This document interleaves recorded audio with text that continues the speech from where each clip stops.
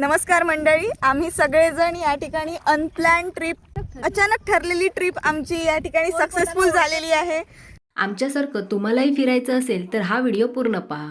जर तुम्हाला शहराच्या गोंगाटापासून दूर जाऊन निसर्गाशी एकरूप व्हायचं असेल, मनाला शांतता हवी असेल आणि काहीतरी वेगळं अनुभवायचं असेल तर कोकणातलं वेंगुर्ला तालुक्यातील खवणे हे ठिकाण नक्कीच तुमच्या यादीत असायला हवं.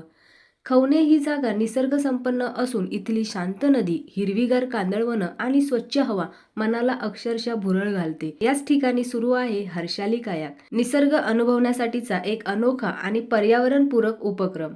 खवणे येथील कायाक ही केवळ पर्यटनाची संधी नाही तर इथल्या भूमिपुत्रांसाठी रोजगाराची एक आशा आहे. स्थानिक युवकांच्या मेहनतीमुळे पर्यटन आणि पर्यावरण यांचा सुंदर समतोल इथे जपला जातो. पर्यटकांनी इथे येऊन स्थानिक व्यवसायांना पाठिंबा दिला तर कोकणाचं पर्यटन अधिक बहरत जाईल. नमस्कार सगळ्यांका, मी अर्चना गावकर आणि सध्या मी इले असं खवणे बीचला कायाकसाठी. तुम्ही रोजच्या जीवनातून बोरिंग झाला असात आणि सॅटर्डे संडे तुमका सुट्टी असात तर तुम्ही वेंगुर्ला तालुक्यातील खवणे बीच येथे कायाकला नक्की भेट द्या. कायाकमधून प्रवास करताना आजूबाजूला पसरलेली कांदळवनं, पक्ष्यांचा किलबिलाट, पाण्यावर उमटणारे आकाशाचे प्रतिबिंब आणि वाहणारी शांतता, हे सगळं शब्दात मांडणं कठीण आहे. कायाकिंग ही केवळ साहसी सफर नाही तर निसर्गाला जवळून समजून घेण्याची एक सुंदर संधी आहे. खवणे येथील कांदळवनं पर्यावरणाच्या दृष्टीने अतिशय महत्त्वाची आहेत. या कांदळवन सफारीतून तुम्हाला निसर्गाचे संवर्धन, जैवविविधता आणि पर्यावरणाचे महत्त्व प्रत्यक्ष अनुभवायला मिळते. ही सफर पर्यावरणपूरक असून निसर्गाला कोणतीही हानी न करता घेतली जाते. हीच या उपक्रमाची खासियत आहे. अशा प्रकारे आम्ही सर्वजण हर्षाली कायाकला व्हिजिट केली होती. आम्हाला खूप आनंद आला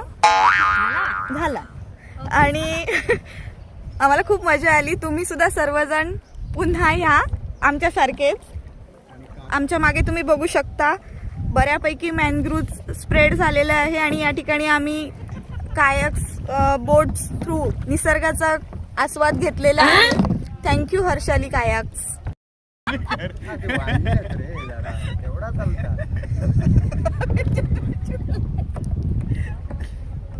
या ठिकाणी बऱ्यापैकी बायोडायव्हर्सिटीचा, निसर्गप्रेमी बायोडायव्हर्सिटीचा आनंद घेऊ शकतो. मी वेगवेगळ्या प्रकारचे पक्षी पाहिले, कालवं बघितली, त्याच्यानंतर एक पाणकावळा होता, 2 डोम कावळे होते.